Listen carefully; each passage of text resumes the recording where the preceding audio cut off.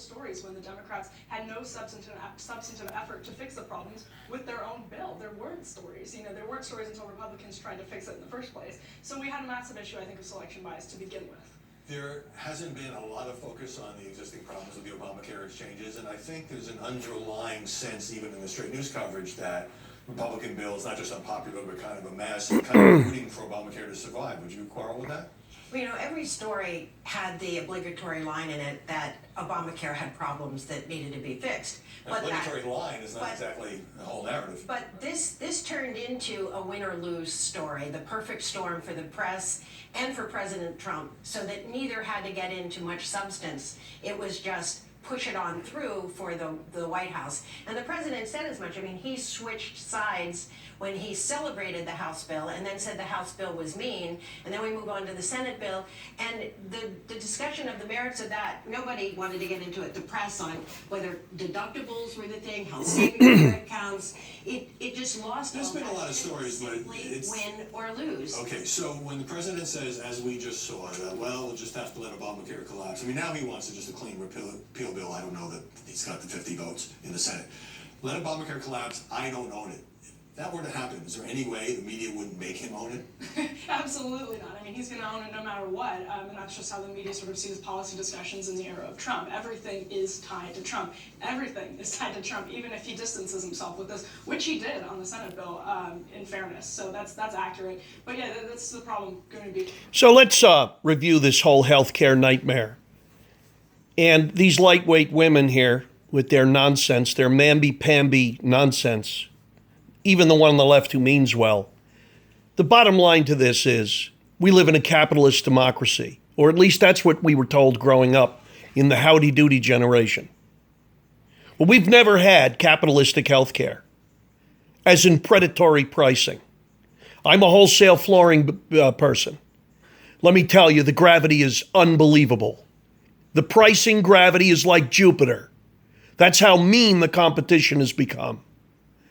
You come out with a product at $2 a foot, and by the end of the month, it's down to $1.50. A month later, it's down to 99 cents. And the commercials that you see from box stores is everything from installation is for free, 50-50-50 sale. We do the math on that, and I don't know what school that Empire went to. But that's what happens in capitalism. The sharks, when they run out of tuna, eat other sharks. But we've never had that because the crooked government got its dirty hands into the medical business 60 years ago, right in time for the baby boomers, the howdy-doody to hell generation. So you tell me, the same reason government workers have womb to the tomb everything. Medical coverage, retirement at 40 years old. Is that the private sector? Fuck no. Okay? So it's the government of the government, by the government, and fucking for the government. And this is the perverse animal they've created. Government Obamacare. How's that for a fucking oxymoron? Where does the government take care of anything? All you veterans out there that came home with mental defects and physical maladies for the rest of your life, you ought to be storming the Capitol.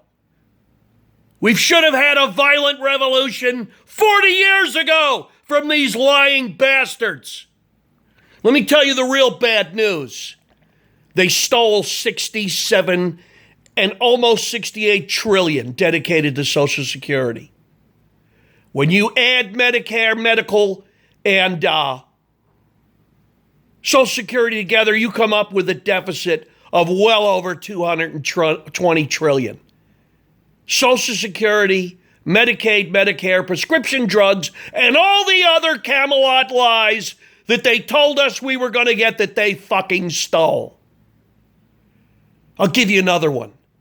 Hey, Tom Friedman, New York Slimes. The New York Times hero, little Tom Friedman. The world is flat. Let me qualify that. All you middle-class Americans, get ready for the cosmic fucking, because we're sending your jobs to China and India and every other third world shithole that can be used in slavery to replace a working, paying wage. You remember this classic one? We don't need these manufacturing jobs, and if we just send our people back to school, we'll be okay, because they'll make more money with better jobs. Speaking of jobs, Monica, could you stop banging your head under the table? What a fucking joke. Okay? So that's the deal. So now that they've completely poisoned and toxified the water that should have been capitalistic healthcare. Like, let me give you an example. If Walmart, Costco, and Amazon got into medical insurance, where do you think the price would go? Hello? It would drop like a rock in water. But they don't let you do that. So they created a bureaucracy somewhere between 1/6 and 1/7 of all the federal government so they could put a tap into your carotid artery in the side of your neck and then hold over your head whether you get to live or die. You better wake up, America, and understand what tyranny looks like. It comes in suit and ties with a whole bunch of promises and bullshit. If I had children and anyone brought up Santa Claus, I'd slap the shit out of you. There ain't no Santa Claus. Your parents either provide for you as a child or you're screwed. And the idea of a fat guy coming down a skinny chimney with a fatter bag of bullshit to give you free shit is setting children up for failure. This government has abrogated its fundamental responsibility to the people. And people in this country ought to be fucking so mad that they glow in the dark.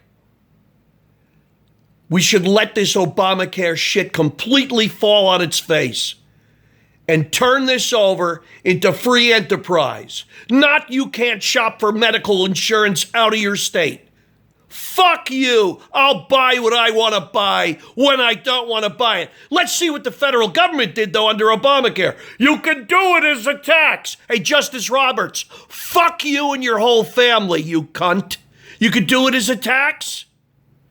So you're going to tax the American people on medical coverage they couldn't even afford if they bought it. You see? That's what they worry about. This is taxation with criminal representation. You wonder why the cunts at the IRS predated on Christian patriots? You wonder why those Bolsheviks like Schulman and Lerner and Kostanin got away with what they got away with?